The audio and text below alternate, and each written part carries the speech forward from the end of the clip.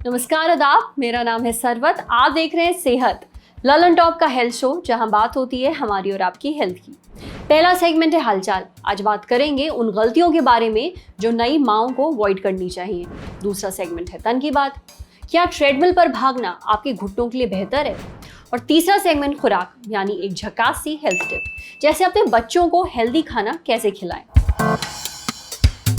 सेहत पर हाल ही में हमने एक एपिसोड किया था कि प्रेगनेंसी के दौरान कौन सी ऐसी गलतियां हैं जो आपको अवॉइड करनी चाहिए और जिन गलतियों से माँ और बच्चे दोनों की सेहत को नुकसान पहुंचता है। इसी कड़ी में आज बात करते हैं उन गलतियों की जो डिलीवरी के बाद नई बनी माओं को अवॉइड करनी चाहिए। देखिए, डिलीवरी के बाद आपको सिर्फ अपनी सेहत का ही नहीं, अपने बच्चे की भी सेहत का ध्यान रखना पड़ता है। आप पहले से थोड़ी डरी हुई होती हैं, नई जान, ऊपर से कुछ ऊंच नीच ना हो जाए। साथ ही रिश्तेदार, परिवार वाले, दोस्त, हर कोई अपनी राय दे रहा होता है, ये करो वो करो। हम समझ सकते हैं कि आप पे कितना प्रेशर फील होता है। आसान नहीं है, पर ये भी एक दौर है, निकल जाएगा। और साथ में हम तो हैं ही। आपकी और आपके बच्चे की सेहत को किसी तरह का कोई नुकसान ना पहुंचे, इसलिए आम गलतियां हैं जो आपको अवॉइड करनी है। क्या है वो, जानिए डॉक्टर्स से। जो खाना देते हैं डिलीवरी वाली पेशेंट को, यूजुअली शीरा दिया जाता है, ज़्यादा घी वाला दिया जाता है। ऐसा बोलते हैं अगर ज़्यादा घी लोगे तो बच्चा तंदुरुस्त होगा, या अगर आपने दूध ज़्यादा पिया तो अच्छा दूध आएगा, दूध ज़्यादा पीना ज़रूरी है। ये दोनों बात सही नहीं है। औरत अगर प्रोटीन, कार्बोहाइड्रेट और विटामिन का सेवन बराबर से करे, माने रोटी, चावल, सब्जियां, तो बच्चा हेल्दी होने वाला है। बिकॉज जो दूध में जो पहुंचता है वो सिर्फ ये 3 चीज़ हैं। आप जो खाना खाते हो वो तीखा खाना है या अनहेल्दी खाना है, तो वो ब्रेस्ट में वो अनहेल्दी खाना या तीखा खाना नहीं बन के निकलता। उसका स्वाद वैसा ही रहता है। उसको प्रोटीन और कार्बोहाइड्रेट और विटामिन, माने अगर हम उसको वेजिटेबल्स दें, दाल चावल रोटी दें, तो वो सही रहेगी। हर एक का डाइजेशन अलग रहता है। पोस्ट डिलीवरी, जैसे मैंने बताया, हम एंटीबायोटिक्स देते हैं, पेन किलर्स देते हैं। उसके साथ में अगर हमने स्पाइसी फूड दिया या तीखा खाना दिया, तो क्या होता है कि एसिडिटी की मात्रा बढ़ जाती है। इस औरत को नींद पूरी होती नहीं है, बिकॉज बच्चा बार बार रात को उठता है, दिन में भी नहीं सोने देता, तो एसिडिटी की मात्रा ज़्यादा होने के चांसेस हैं। कुछ नेचुरल चीज़ें हैं जिससे औरत का दूध का प्रोडक्शन बढ़ सकता है।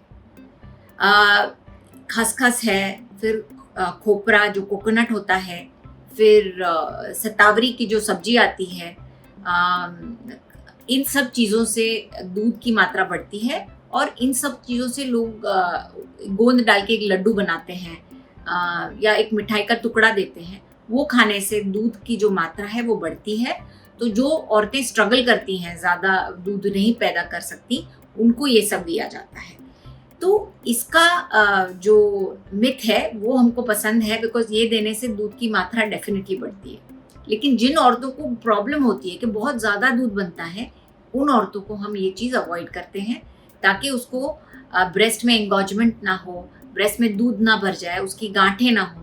तो ऐसे औरतों को हम ये फूड अवॉइड करते हैं। हमारे यहाँ पे कई औरतें ऐसी आती हैं जिनको पोस्ट डिलीवरी इतना ठूस के खाना खिलाया जाता है कि पोस्ट डिलीवरी अगर औरत का वजन 70 हो, तो अगर आप 1.5 महीने के बाद में देखेंगे तो उसका वजन 83-85 तक हो जाता है। तो बहुत सारी औरतें अभी वेट कॉन्शियस रहती हैं, तो वो ध्यान से पढ़ाई करके या ऐसे वीडियोस देख के या और बुक्स पढ़ के ये समझ ले लेती हैं कि मुझे ज़्यादा घी नहीं खाना है, मुझे नॉर्मल घी खाना है, मैं बिना घी का नहीं खाऊंगी, लेकिन ज़्यादा घी का सेवन भी नहीं करूंगी। ठीक है, तो खाना पौष्टिक होना चाहिए, छोटे छोटे इंटरवल्स में देना चाहिए, ज़्यादा पानी पीना चाहिए। अभी और एक इम्पॉर्टेंट मिथ है जिसके बारे में हमको बात करना ज़रूरी है, उसको बोलते हैं पोस्टपार्टम डिप्रेशन। बहुत कम औरतें इसके बारे में बात करती हैं या इसके बारे में बोल पाती हैं।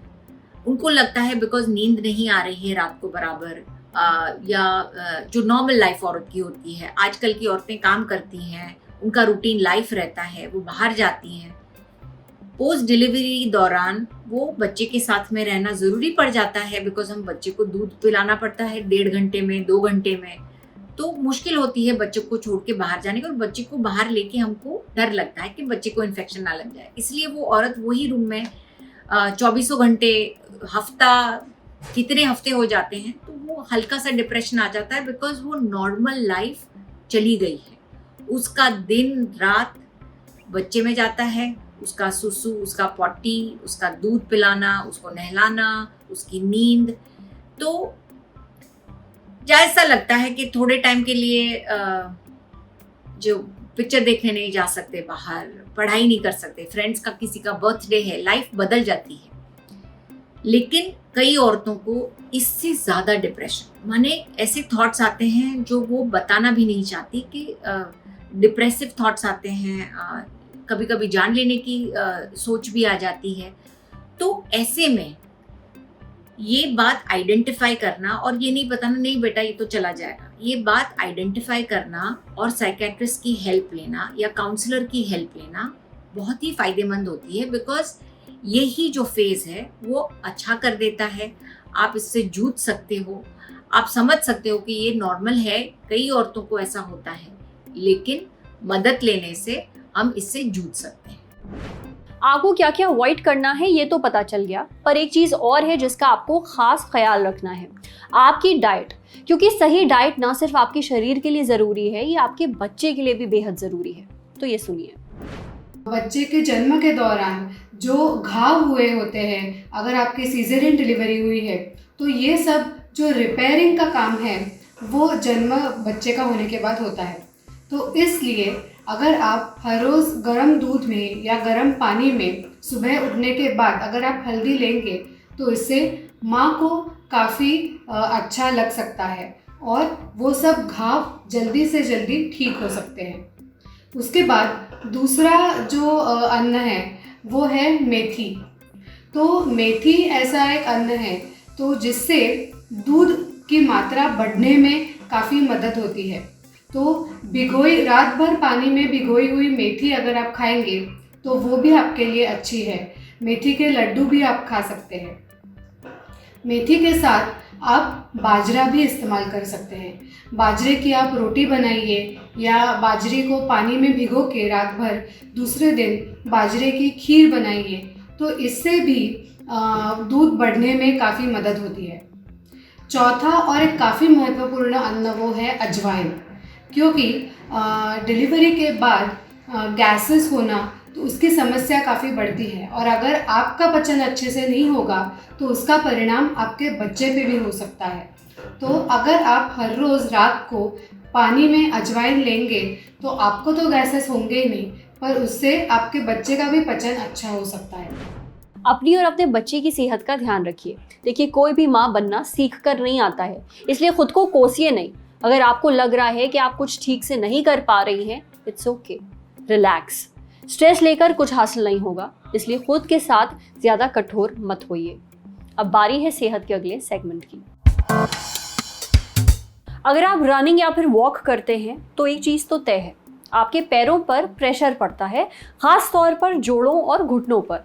इसलिए कई बार ये सवाल उठता है कि क्या ट्रेडमिल पर भागना, पार्क या फिर फुटपाथ या फिर सड़क पर भागना इन सब से बेहतर है आपके घुटनों के लिए? जवाब है नहीं। चाहे आप ट्रेडमिल पर भागे या फिर पार्क में, दोनों ही केसेस में आपके जॉइंट्स और घुटनों पर प्रेशर पड़ता है, क्योंकि आपका जो वेट है वो उन पर पड़ता है। कहने का मतलब है कि आपके घुटनों पर जो भी वेट पड़ रहा है वो ऊपर से पड़ रहा है, नीचे से नहीं। इसलिए नीचे किस तरह का फर्श है इससे ज़्यादा फर्क नहीं पड़ता। ट्रेडमिल पर भागकर आप अपने घुटनों को किसी रिस्क से बचा नहीं सकते, पर अगर आपको घुटने या फिर जॉइंट्स की शिकायत होती है तो आपके लिए टिप है, दौड़ने या फिर जॉगिंग से बेहतर है आप वॉक करें, पर तेज़ी से वॉक करें। ये भी एक इफेक्टिव तरीका है। भागने या जॉगिंग के मुकाबले आपके जोड़ों पर कम प्रेशर पड़ेगा इससे। एक ज़रूरी बात, आप चाहे वॉक करें, जॉग करें या फिर चलें, सही तरह के फुटवेयर ज़रूर पहने। बहुत कसे या फिर बहुत ढीले जूते ना पहने, कुछ ऐसा पहने जो कंफर्टेबल हो और जिसकी फिटिंग ठीक हो। अब बढ़ते हैं सेहत के अगले सेगमेंट की तरफ, खुराक, एक झकास सी हेल्थ टिप। बच्चों को हेल्दी खिलाना अपने आप में एक जंग है, और आप ये जंग कैसे जीत सकते हैं कुछ ट्रिक्स ट्राई करिए, जैसे कि अपने बच्चों को तय करने दें कि उन्हें कितना खाना है। वो क्या खा रहे हैं वो तो आप ही डिसाइड कर रहे हैं, पर कितनी मात्रा में ये उन पर छोड़ दें। बच्चों को फोर्स फीड ना करें, जो बहुत ज़्यादा आम है। बच्चा कुछ नहीं खाना चाह रहा है, परिवार लगा हुआ है ज़बरदस्ती उसके मुंह में ठूसने में। हम सबके साथ ऐसा हुआ है, पर पता है इससे आगे चलकर क्या होता है? बच्चा उस खाने से ऊब जाता है, एक नेगेटिव मेमोरी जुड़ जाती है उस खाने के साथ, उस सब्जी के साथ, भले ही वो कितनी भी हेल्दी क्यों ना हो। बड़े होने पर इंसान उससे दूरी भागता है। साथ ही 2 मील्स के बीच में बच्चों को ज़्यादा स्नैक्स ना खाने दें। उनका पेट भरा हुआ होगा तो वैसे भी कम ही खाएंगे। भूख लगेगी तो आप जो उन्हें देंगे वो उसे खाएंगे। सो बी स्मार्ट। आज सेहत में इतना ही। अच्छा, अगर आप एक डॉक्टर हैं और हमसे कुछ शेयर करना चाहते हैं तो जो ईमेल आईडी इस वक्त आपको अपनी स्क्रीन पर दिख रही है उस पर हमें एक मेल भेज दीजिए। अगर ये वीडियो फेसबुक पे देख रहे हैं तो हमारे फेसबुक पेज को लाइक करिए, यूट्यूब पे देख रहे हैं तो हमारे चैनल को सब्सक्राइब करिए, बेल आइकन पर जरूर क्लिक कर दीजिए ताकि जब भी हम कोई नया वीडियो अपलोड करें तो उसका नोटिफिकेशन आप तक सबसे पहले पहुंचे। कैमरे के पीछे हमारे साथ है अमितेश। शुक्रिया। लटक धरने पर चले और जहां पहुंचे वहां अनुप्रास और तुकबंदी के दरवाजे की सांकल हिला दे।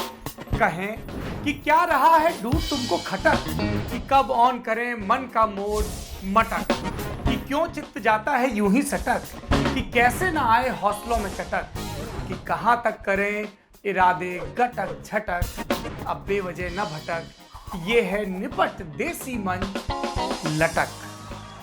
पर यूं ही कहना होता तो पुराने रोग दफा करने की जरूरत क्या थी। तो बात यह है कि लल्लन टॉप हमारा है और हम बनता है मैं और तुमसे। उसमें भी मैं घटता रहे तुम बढ़ता रहे, तभी बात दुरुस्त है।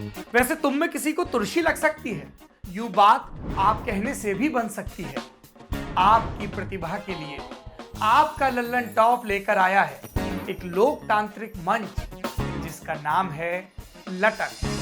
लटक शॉर्ट फॉर्म है, फुल फॉर्म है लल्लन टॉप का से कबूतर इमला में, का से कुल्फी शिमला में, लेकिन लल्लन टॉप में का से किस्से, कविता, कॉमेडी और सब किस्म की कलाकारी। तो लटक है नए कलाकारों का अड्डा, वो जगह जहां आपका डेब्यू कई दरवाजे खोल सकता है। तो फिर दे दो दस्तक, भेजो अपनी कलाकारी लटक के पेज पर फीचर होने के लिए। हमारा पता है latak.lallantop@gmail.com। अब सुकून के लिए भटक मत, लटक।